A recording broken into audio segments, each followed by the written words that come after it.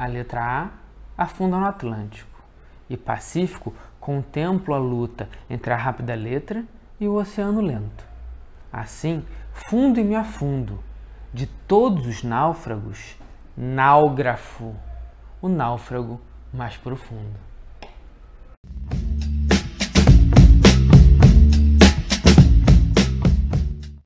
E aí, meus leitores, vocês devem ter reparado que este poema do Paulo Leminski é o que dá título ao nosso canal, que é o Náugrafo. O título do poema é O Náufrago Náugrafo. E ele consta nesse livro maravilhoso, Toda a Poesia, que foi publicado em 2013, reunindo toda a poética do Paulo Leminski, que era um livro esperado há muito tempo e não chegava, né, não acontecia, até que finalmente em 2013 a Companhia das Letras publicou.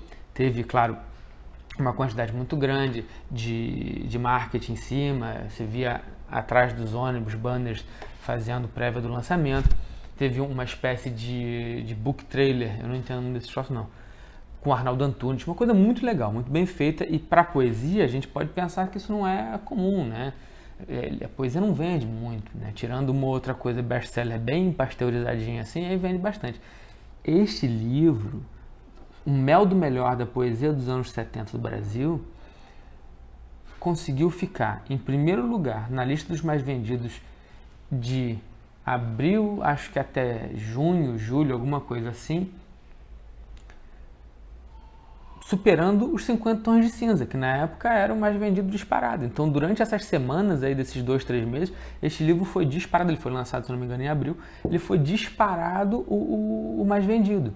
Então, isso é muito relevante para o campo da poesia e para o campo de uma obra como a do Leminski, que é uma obra, que, no geral, que tem uma pegada pop. O Leminski, ele sabia, ele tinha um quê meio publicitário.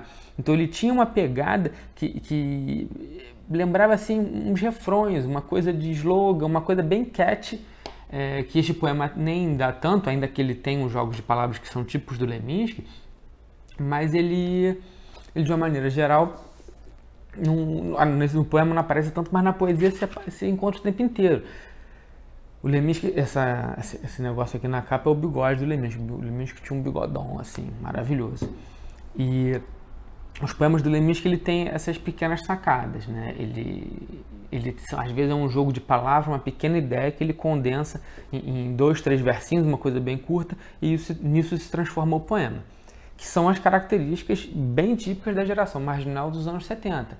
Né? Essa geração marginal que fez a poesia basicamente acontecer no Brasil fora de um eixo editorial e de prestígio acadêmico, ela tinha, portanto, uma pegada mais próxima dessa linguagem oral, do povo e tudo mais. Não no sentido do povo falando das mazelas sociais, pelo contrário, muita gente falava que era uma geração alienada. E geração aqui eu estou pegando pelo contexto muito mais temporal do que geográfico, porque essa geração marginal de coleguismo assim se dava aqui pelos bairros da Zona Sul do Rio de Janeiro. O Leminski viveu a maior parte da sua vida em Curitiba, encontrou com grandes personalidades brasileiras com quem fez parceria, como o Caetano Veloso, que tem uma música dele chamada Verdura, que foi escrita pelo Leminski. O Leminski era tradutor, sabia 8 línguas, e a poesia dele tem muita influência do haikai japonês. Um dos grandes mestres dele era o Basho, que foi um ex-samurai que virou poeta. Essa história é maravilhosa, um dia eu conto. Mas a poesia dele, portanto, tem essa dimensão rápida, uma poesia pílula, que você pega e toma de uma vez, né, que você não fica depurando. E este poema trata um bocado disso, né? Ele usa graficamente, como vocês veem aqui embaixo, que eu coloco sempre para vocês os poemas quando eu analiso, ele bota a letra A afunda no Atlântico, ele separa esse Atlântico do A e ele usa A 3 vezes. A letra A afunda, ele separa, né, no Atlântico, como se fosse uma letra afundando ali no mar. Essa é a primeira imagem.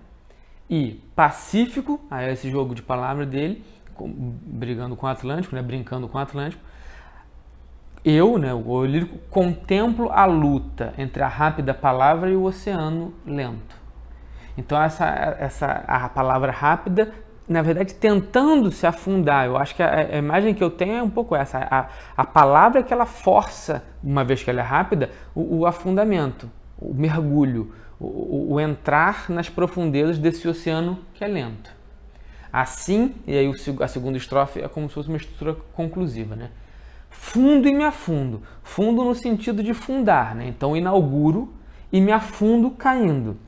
De todos os náufragos, pela ideia do afundamento, náugrafo, o náufrago mais profundo.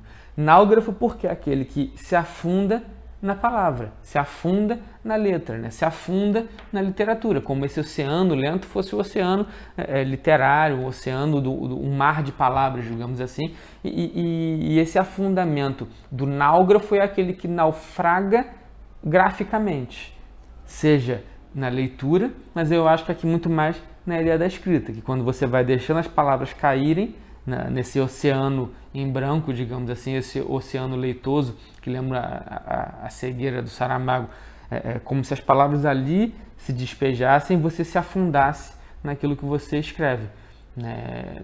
Como se você naufragasse, e tem um pouco a ver com a ideia de perda de fracasso, ainda que seja uma função, né? Não de salvamento, bote salva-vida, porque eu não acredito nisso em matéria de literatura. Acho que tem um pouco a ver com essa ideia de se perder, de se deixar levar, de não ter o controle e que você está muito menos presente do que e muito mais sendo levado por uma corrente, por um tsunami, por uma estrutura caótica à deriva, digamos assim. E isso como sendo, digamos, uma metáfora para o processo de escrita. Acho que é um bocado do que ele bota aqui e por isso que eu escolhi botar o nome desse canal, de um afundamento no gráfico, um naufrágio voluntário no mundo das palavras. Beleza pura? Dinheiro não. Até a próxima. Tchau!